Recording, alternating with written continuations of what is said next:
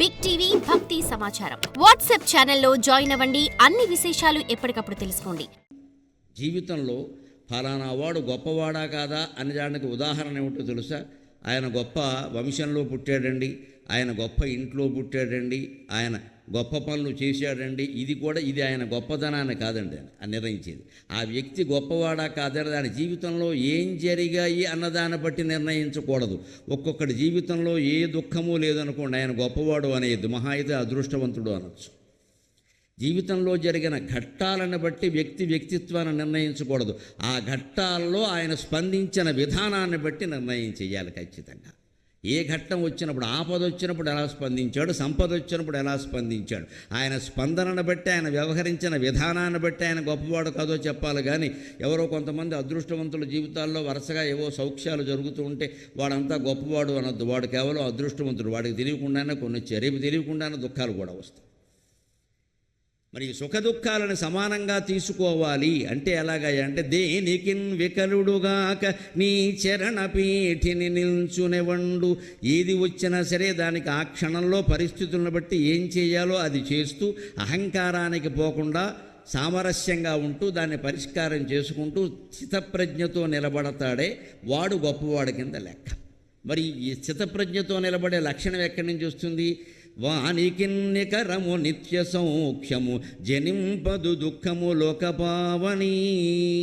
నిరంతరం అమ్మవారి పాదపీఠం మీద మనస్సు నిలబడ్డం అంటే ఎలాగా? మన ఇంట్లో అమ్మవారి పీఠం ఉంటుంది, బొమ్మ ఉంటుంది, ఆవిడ పాదాల మీద తలకాయ పెట్టేసి అలా కూర్చుంటావా? అన్నం తినవా, నీళ్లు తాగవా, ఎవరో పిలవరా, అలా కూర్చుంటే ఊరుకుంటారా? గుళ్ళో అలా చూడనిస్తారా? మన ఇంట్లో మాత్రం అలా కూర్చుంటావా? పని బాట లేదా అంటారు. ఎంతసేపు కూర్చుంటావు? అంచేత దేవుడి విగ్రహాన్ని ఎంతసేపు ఆరాధించినా ఏం చేసినా మనం కొంతసేపే చేయగలం, అంతసేపు చేయలేం. వేరే పనులు ఉన్నాయి కదా. కానీ వేరే పనులు చేస్తూ కూడా నమ శివాయ, నమో నారాయణాయ, శ్రీమాత్రే నమః ఏదో ఒక నామాన్ని స్మరిస్తూ ఆ పనులు చేయొచ్చు. మనం జీవితంలో చేసే చాలా పనులు భగవన్నామస్మరణ చేస్తూ చేయొచ్చు. అలా చేస్తే ఆ మనస్సులో సుఖానికి తప్ప దుఃఖానికి తావు ఉండదు. భగవంతుడు ఉన్న చోట దుఃఖపడే అవకాశం లేదు, సుఖం తప్ప. అందుకే శంకరాచార్య ఏమంటున్నారు అంటే, ఇతీచ్ఛే సర్వసామాన్యే. మీరు ఎప్పుడు సుఖమే కావాలని కోరుకుంటారయ్యా, దుఃఖం ఎప్పుడూ రావద్దంటారు. ఇది మీ అందరికీ ఉండే కోరికే. దానికి మార్గం ఏమిటంటే తే జ్ఞానాదేవ సిద్ధ్యతః. అలా నీకు ఎప్పుడూ సుఖంగానే ఉండాలను, దుఃఖం రావద్దంటే జ్ఞానం పొందాలి. ఇవి సుఖాలు, ఇవి దుఃఖాలు అని మనం గీత గీసేసి ఇవి మాత్రమే నాకు కావాలి, అవి మాత్రం రావు అంటే కుదరదండి. పరిస్థితులు మనకు తెలుసున్నప్పుడు దానికి సిద్ధపడాలి తప్ప అవేవో మార్చేద్దామని చూడకూడదండి. మన పోరాటం అంతా ఎక్కడ ఉంటుంది, మన దుఃఖం అంతా ఎక్కడ ఉంటుందంటే దాన్ని మార్చేయాలని చూస్తాం మనం. అది ఎలా మారిపోవాలి, అలా మారిపోవాలి అని అనేక రకాల ఆలోచన చేస్తాం. ఈ మార్పు జరగదు. ఎందుకంటే మార్పులు అనేవి ఎప్పుడైనా కాలక్రమంలో ఒక పద్ధతిలో జరుగుతాయి, కానీ మనం అనుకున్నట్టుగా జరగవు, మనం అనుకున్న వేళకి కూడా జరగవు. అందుకని దుఃఖపడతాం. దానికి సిద్ధపడడమే జ్ఞానం. జ్ఞానం అంటే సుఖాలే ఉండడం, దుఃఖాలు లేకపోవడం కాదు.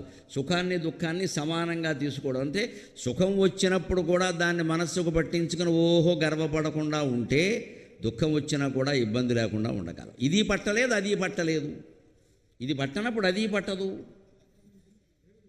దానిపాటు మనకి ఒక గాజు పదార్థం ఏదో ఉందనుకోండి, దాని మీద ఏదైనా బంక పూసామంటే జారిపోతుంది, తేనె పూసినా జారిపోతుంది, ఏది పూసినా జారిపోతుంది. తేనె అయినా అంతే, బంక అయినా అంతే. కొన్నింటికి ఏం రాసినా పట్టేస్తుంది. మనం అలాగ జారిపోయే పదార్థంలాగా మన మనస్సును సిద్ధం చేసుకోవాలి. అందుకోసం ఆదికవి నన్నయ్య రచించిన శివదండకం ఏ రకంగా ఉపయోగపడుతుందో ఇప్పుడు ఒక్కసారి పరిశీలన చేద్దాం. నన్నయ్య గారికి మన అదృష్టం కొద్దీ ఈ శివదండకాన్ని రచించవలసిన అవసరం ఎందుకు వచ్చింది అంటే, ఆంధ్ర మహాభారతం ఆదిపర్వం, సభాపర్వం అయిపోయాక అరణ్య పర్వాన్ని రచిస్తున్నాడు. నన్నయ్య గారు సరిగ్గా 2, 3, 143 పద్యాలు రచించాడు. 2 పర్వాల భారతం రచించి, 3వ పర్వం మొదలుపెట్టి అరణ్య పర్వం, అందులో 3 ఆశ్వాసాలు రచించి, 4వ ఆశ్వాసంలో 143వ పద్యం రచించి, శారదరాత్రుడు ఉజ్వల రసత్తర తారకహార పంక్తులను అనే పద్యం రాసిన తర్వాత ఇంకా మనకి నన్నయ్య భారతం దొరకడం లేదు. అంచేతన ఆ వెన్నెల వేళల్లోనే ఆయన స్వర్గస్థుడయ్యాడు అని చరిత్రకారులు భావించారు. ఈ అరణ్య పర్వంలో ఇంచుమించు చివరి ఘట్టాలలో ఈ కిరాత అర్జునీయ ఘట్టం వస్తుంది. చాలా అద్భుతమైనటువంటి ఘట్టం, మనం అంతా గ్రహించవలసిన ఘట్టం. అర్జునుడికి, అంత భగవద్గీత విన్న అర్జునుడికి, భగవంతుడితో దాదాపు 100 ఏళ్ళు సహవాసం చేసిన అర్జునుడికి, ఎందుకంటే శ్రీకృష్ణుడు వయస్సు ఎంతో అర్జునుడు వయస్సు అంతే, ఇద్దరూ ఇంచుమించుగా సమానమైన వయస్సు వాళ్ళు. శ్రీకృష్ణుడు 125 సంవత్సరాలు బతికినట్టుగా భారతంలోనే ఉంది. శ్రీకృష్ణుడు స్వర్గస్థుడు అయిన తర్వాత, పరమపదించిన తర్వాతే అర్జునుడు మహాప్రస్థానం చేశాడు. ఆయనకి 15 ఏళ్ళు 16 ఏళ్ళకే శ్రీకృష్ణుడితో సహవాసం అంతా ఏర్పడింది. అందుకని 1 శతాబ్ద కాలం శ్రీకృష్ణుడితో స్నేహం చేశాడు. యుద్ధరంగంలో శ్రీకృష్ణుడు స్వయంగా ఆయనకి సారథ్యం చేశాడు. 18 రోజులు సారథ్యం చేయడం కాదు, జీవితంలో కూడా చాలా ఘట్టాల్లో శ్రీకృష్ణుడు ఆయన ఆదుకున్నాడు. భగవద్గీత కేవలం అర్జునుడు గురించే విన్నాడు. తర్వాత ఎవరో గాయకులు పాడతారని, మాబోటిగాళ్ళు మాట్లాడతారని శ్రీకృష్ణుడు చెప్పాల, అర్జునుడు కోసమే చెప్పాడు. ఇది గుహ్యతమం శాస్త్రం అన్నాడు. చాలా రహస్యమైన విషయం ఇది నీ కోసం నేను చెబుతున్నాను. ఎందుకంటే భక్తోసిమే సఖాచేతి, నువ్వు నాకు స్నేహితుడివి, భక్తుడివి. ఇది అందరికీ ఊరికే అరిచేసే విషయం కాదయ్యా, కంఠస్థం చేయడానికి, పాడుకోవడానికి, ఇతరుల చేత సన్మానాలు చేయించుకోవడానికి మేము 100 అప్పగిస్తామండి, మేము 700 అప్పగిస్తామండి అంటే కొంతమంది తెలియకపోతే 1000 భగవత్ శ్రీ శ్లోకాలు అప్పగిస్తూ ఉంటాయి. 1000 లేవు, అందులో 700 ఉన్నాయి. వీడు ఇంకా 300 ఎక్కువ అప్పగిస్తాడు కూడా, తెలియకపోతే అలాగే ఉంటుంది వ్యవహారం. అందుకని ఈ అప్పగించడానికి వచ్చింది కాదు అది. అందుకని అంత భగవద్గీత విన్నా, అన్నేళ్ళు దేవుడితో సహవాసం చేసినా, దేవుడు చెల్లెల్నే పెళ్లి చేసుకున్నా, సుభద్రాదేవి స్వయంగా ఆయనకి చెల్లెలే కదా, పెళ్లి చేసుకున్న అర్జునుడు మళ్ళీ జన్మ ఎత్తాల్సి వచ్చింది. మనం గుర్తుపెట్టుకోవాలి విషయం. మనం ఆధ్యాత్మిక వ్యవస్థని, పౌరాణిక వ్యవస్థని చాలా లోకు చేసేసి, శివరాత్రి నాడు పువ్వెడితే చాలు, సంక్రాంతి నాడు ఆకెడితే చాలు మోక్షం వచ్చేస్తుంది చెబుతున్నాం. అలాంటి సంక్షేమ పథకాలు దేవుడి దగ్గర ఉండవు, ప్రభుత్వాల దగ్గర ఉంటాయి. కానీ ఓట్లు వీళ్ళకి కావాలి, కానీ దేవుడికి ఎవరి ఓట్లు అవసరం లేదు. నువ్వు పూర్తి జ్ఞానాన్ని పొందితేనే వస్తుంది మోక్షం. అర్జునుడికి రాని మోక్షం మనకు తేలిగ్గా వచ్చేస్తుంది ఇక్కడ ఆకెట్టగానే, పువ్వెట్టగానే. కానీ ఆకు పువ్వు పెట్టమని ఎందుకు చెబుతారు అంటే, అదేనా చేయకపోతే మొత్తం మానేస్తాడని. ఇలా మొదలు పెడితే అలా పెడతాడు కదా ఎప్పటికైనా. అర్జునుడు కూడా ఆకులు పువ్వులు పెట్టి పైకి వచ్చిన వాడే కదా, ఓ దశ ఉంటుంది కదా. ఎంత పీజీ చదివాం, పీహెచ్డీ చేసామన్నా 1వ తరగతి చదవలేదా, చదవకుండా వస్తాడా అంతే. అంతే, పీజీ దగ్గరికి వెడుతున్న కొద్దీ కేజీ వదిలేయాలి, ఇంకా కేజీ దగ్గర నోట్లో వేలెట్టుకుంటే అలాగా. ఆధ్యాత్మిక వ్యవస్థ కూడా అంతే. వింటే చాలు, చదివితే చాలు, కంఠస్థం చేస్తే చాలు అనే రోజు భగవద్గీత పారాయణ చేస్తా నీకు బాగుండొచ్చు, దేవుడికి దాంతో సంబంధమే లేదు. అందులో 1 శ్లోకమైనా ఆచరించావా, దేన్నైనా తట్టుకున్నావా? తుల్య నిందాస్తుతి మౌని అన్నాడు భక్తి యోగంలో. నిందని స్తుతిని సమానంగా భావించు, మౌనంగా ఉండమన్నాడు. నిన్ను ఎవరైనా తిట్టినా మౌనంగా ఉన్నావా, తిరిగి రెచ్చిపోయి తిట్టావా, అయితే నువ్వు పనికిరావు.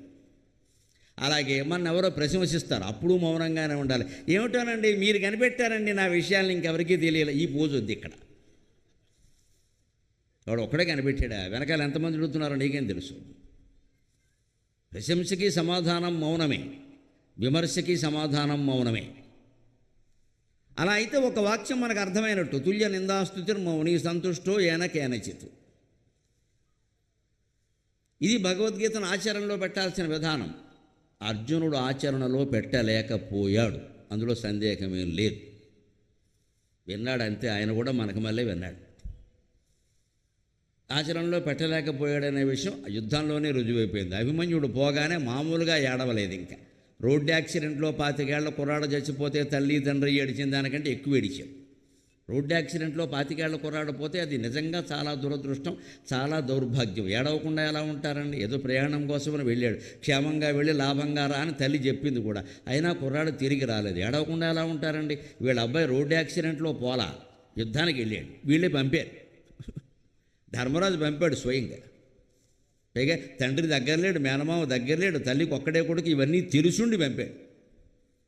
ఆ వెళ్ళినవాడు ఎలా వెళ్ళాడు? ఆయనేమీ అమాయకంగా ఏం వెళ్ళలేదు, వెళ్ళడమే దూసుకుని ద్రోణాచార్యుల దగ్గరికి వెళ్ళిపోయాడు. మరి ఒళ్ళు పొగరంటారు దాన్ని. నీకు 16 ఏళ్ళు వయస్సు ఉన్నప్పుడు నీ వయస్సు వాళ్ళని చూసుకోవాలి క్రికెట్ ఆడడానికి. నువ్వు మొత్తం టెండూల్కర్తో ఆడతానంటే అలాగా. వాళ్ళ అనుభవాలు వేరు కదా. వయస్సు ఊరుకోనివ్వదు. కాస్త పద్మవ్యూహ రహస్యం ఒకటి తెలిసి కాస్త లోపలికి వెళ్ళాడు. వెళ్ళగానే ఆయనకు వచ్చిన పౌరుషం ఏమిటంటే పద్మవ్యూహాన్ని భేదించింది నేనే, ఇంకెవరికీ అవకాశం రాలేదు, అవసరమూ రాలేదు, నువ్వే అంటావేటి ఇక్కడ. అక్కడికి అభిమన్యుడు సారథి చాలా వృద్ధుడు. మనం పెద్దవాట్ల మాటలు పట్టించుకోకపోవడం వల్లే ప్రమాదాలకు లోనవుతామండి. యువతరం ప్రధానంగా గ్రహించాలి. తల్లి, తండ్రి, తాత, మా అమ్మ, అమ్మమ్మ చెప్పే మాటలను ఆశీర్వచనంగా భావించి వినాలి. వాళ్ళు జాగ్రత్తలు మన కోసమే చెబుతారు. నీకు తెలవదులే ఊరుకో అనకూడదు అక్కడ. అభిమన్యుడికి సారథి ఎవరు అంటే అర్జునుడికి కూడా కొన్నేళ్లు సారథ్యం చేసిన పెద్ద మనిషి. ఆయన లోపలికి ఏదో పద్మవ్యూహం భేదించుకుని వెళ్ళగానే ద్రోణాచార్యులు ఎక్కడ, ఆయన దగ్గరికి పోని అనగానే, బాబు నా మాట వినవయ్యా, మీ నాన్నకు కూడా నేను డ్రైవింగ్ చేశా, నువ్వు కాదు, నా మాట విను, ద్రోణాచార్యులు అంటే ఏమనుకుంటున్నావు, అంత తేలికైన విషయం కాదు ఇది, ఉత్సాహంలో ఉన్నావు, కుర్రాడవయ్యా, మనం ముందు చిన్న వాళ్ళందరినీ చేసుకుంటూ పెడదాం నెమ్మదిగా, నేను చెప్తాను కదా, కంగారు పడుకుంటే. ద్రోణాచార్యుల ముందు మనం నిలబడడం కష్టం అంటే ఏమన్నాడో తెలుసా అభిమన్యుడు? ద్రోణాచార్యులు కాదు, కృష్ణార్జునులు వచ్చి ఎదురుగా నిలబడినా కొట్టి మారేస్తానన్నాడు. అంత పొగరు మాట అవసరమా అనేశాడు.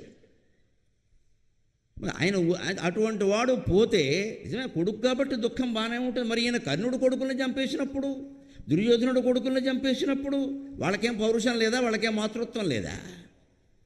మనం ఎదుటి వాళ్ళ కొడుకు పిల్లల్ని చంపేస్తేనేమో యుద్ధంలో అదేమో గొప్ప విషయమా, పౌరుషమా? మన పిల్లల్ని ఎవరో చంపేస్తేనేమో అది దౌర్భాగ్యమా? ఇదంతా మన అహంకారం అంటారు. దీని అహంకారం అంటే గర్వం కాదండి. నేను నాది, నేను బాగుండాలి, నా వాళ్ళు బాగుండాలి, మిగిలిన వాళ్ళు అందరూ బావాలి, ఏమైనా పర్వాలేదు, ఇదే అహం. ఈ అహం పోనంత వరకు భగవంతుడు మోక్షాన్ని ఇయ్యడు. నేను పోతే తప్ప తాను రాడు. నేను అంటే ఈ అహం, తాను అంటే పరమాత్మ. నేను పోతే తప్ప తాను రాడు. అందుకే అభిమన్యుడు పోగానే సైంధవుడు అడ్డుకున్నాడని తెలిసి మర్నాడు ఎంతమంది అడ్డు వచ్చినా సరే అందరినీ సంహరించి సైంధవుణ్ణి చంపేస్తాడు. ఒక్క సైంధవుణ్ణి చంపడం కోసం 7 లక్షల మందిని ఊచకోత కోశాడు అని మహాభారతంలో ఉంది, వ్యాసభారతంలో ఉంది. చదివి నేను ఆశ్చర్యపోయాను. అర్జునుడు ఇంత పరాక్రమవంతుడా, ఒక్కరోజున 7 లక్షల మందిని వేసేసాడు. అంటే మొత్తం పాండవ సైన్యం కలిపి అంతా ఎంత ఉందో అంత సైన్యం కౌరవ సైన్యంలో వేసి పారేశాడు ఒక్క సైంధవుణ్ణి చంపడం కోసం. దుర్యోధనుడు అంత కాపలా పెట్టాడు అక్కడ.